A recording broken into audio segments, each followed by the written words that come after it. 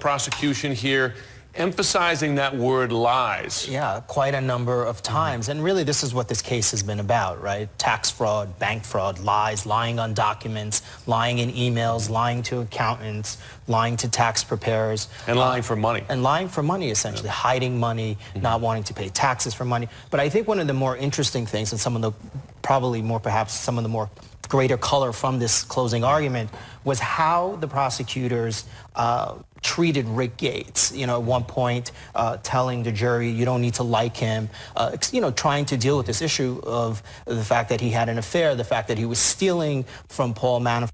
All of those obviously are going to be... pleaded guilty to lying. And pleaded guilty to lying, and also pleaded guilty for his own charges relating to some of the Manafort stuff. The other thing I think that they made a point of, it's all about documents. You know, we have all made a big point that Rick Gates is the star witness here. Well, it was interesting because prosecutors said, no, the star witness here is the documents. Look at the documents. If there's something you don't believe, if there's something you question about Rick Gates, all of that is supported by the documents. So clearly, that to them is an important part of this case, and the bank fraud is really an important part of this case. That's really where Paul Manafort has the most exposure on, where he can really face some significant time on. Shan, if you can, help us handicap this case here now. You did have the unusual circumstances where the defense did not bring any defense witnesses, close their case, and now they're going to make their closing arguments. Is this an open and shut case for this jury? No, I don't think so. Not at all. And it's always hard to handicap. But any white-collar case with this amount of documents, it's an uphill battle for the defense. Not that unusual for them not to put on a case. I think it shows a measure of confidence that they think they've scored some points on cross-examination.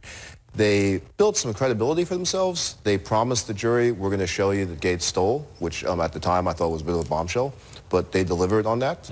And they, of course, have the point that he had pled guilty to false statements. So I think they feel they've established some credibility, and they've made some points on cross-examination. On the bank fraud in particular, there's some arguments that even though there may have been this notion of the quid pro quo, that it doesn't mean that Manafort actually submitted false information to the bank. So they've got some things to hang their hat on. I think that's why they didn't present a defense. I wonder if what they're going to do here is give the jury the tax fraud charge and say, yeah, he committed these tax frauds, but then really hammer on the bank fraud, because like I said, I think that's where he has the most exposure, and there is some argument to be made, certainly under the law, certainly to the jury, that perhaps the prosecutors here did not meet their burden of proof. The tax fraud, I think he's going to have a hard time with.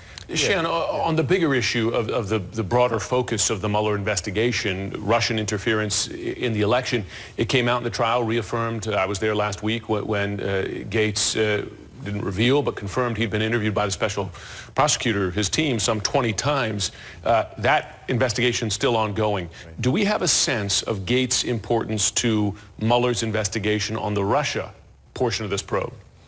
We don't, from what's come out publicly here. I mean, I think we can infer his importance by the fact that he got a very generous plea offer here. But I think we've seen little hints that there's a lot of debriefing that's gone on. You know, we've seen some of those examples come out.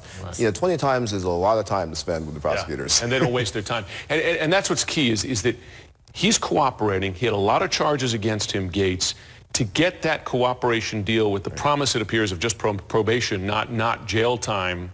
And if the prosecution says they didn't really need Gates to convict Manafort, does that then presume that he is cooperating on the other issues under investigation and providing value? Right.